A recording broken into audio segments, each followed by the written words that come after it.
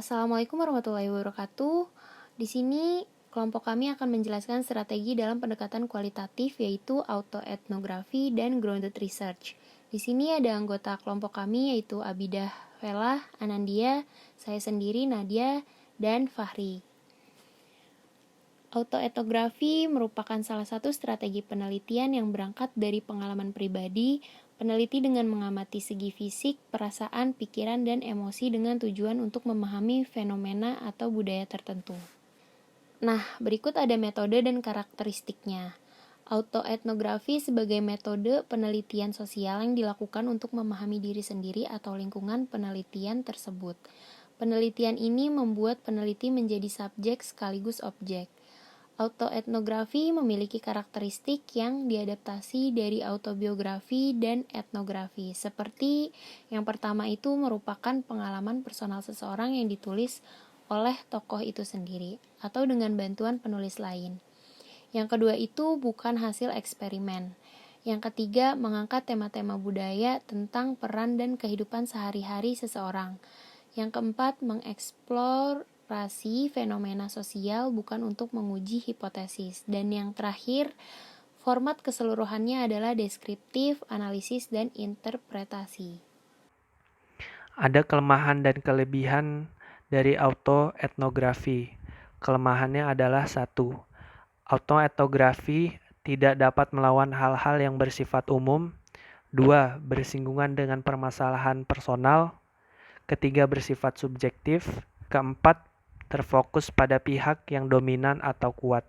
Kelima, menitik beratkan penelitian pada pengalaman yang kurang teoritis, ketat, dan teliti.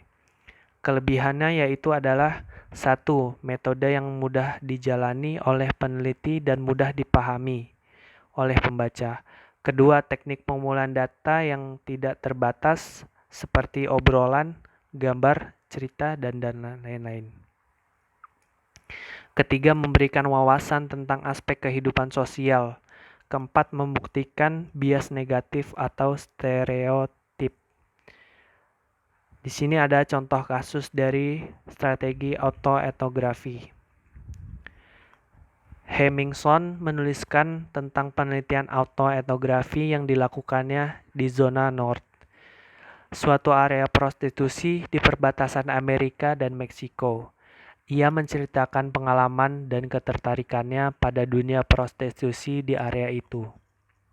Dalam penelitian ini, selain menceritakan pengalaman yang dialaminya dengan para penari telanjang, ia juga menceritakan bagaimana perasaannya saat melakukan penelitian itu.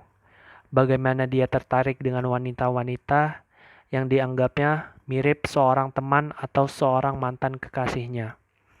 Ia juga menceritakan mengenai kondisi sejarah, sosial, dan politik yang membentuk kota Tijuana, kota tempat di mana penelitian itu berlangsung. Dan yang kedua adalah strategi grounded research. Strategi ini adalah strategi penelitian yang mendasari penulisan dengan fakta dan menggunakan analisa perbandingan dengan tujuan untuk menggeneralisasikan empiris, menetapkan konsep, membuktikan dan mengembangkan teori. Ciri-ciri dan metode dari grounded research.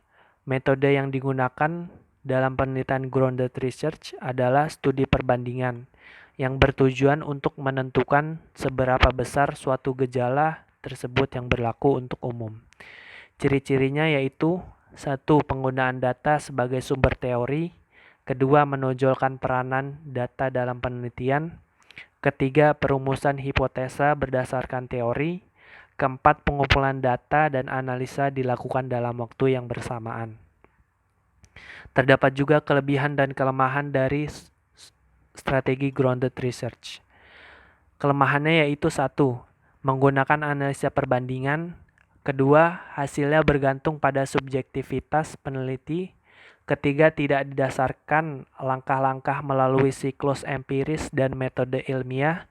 Keempat, dapat disamakan dengan pilot, studi atau exploratory research.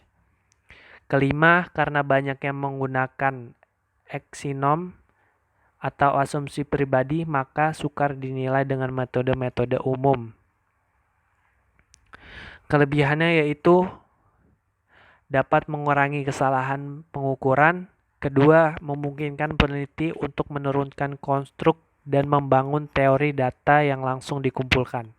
Ketiga, bersifat komprehensif dari perspektif yang diperoleh peneliti.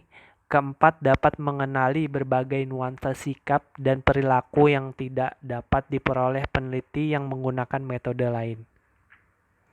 Dan ini adalah contoh kasus dari grounded research. Seorang peneliti tertarik pada suatu masyarakat tradisional di Kalimantan. Dia ingin meneliti makna hidup masyarakat di sana. Maka sebelum peneliti, dia menentukan langkah-langkah, menggali berbagai informasi, dan melakukan kajian terhadap tema penelitiannya.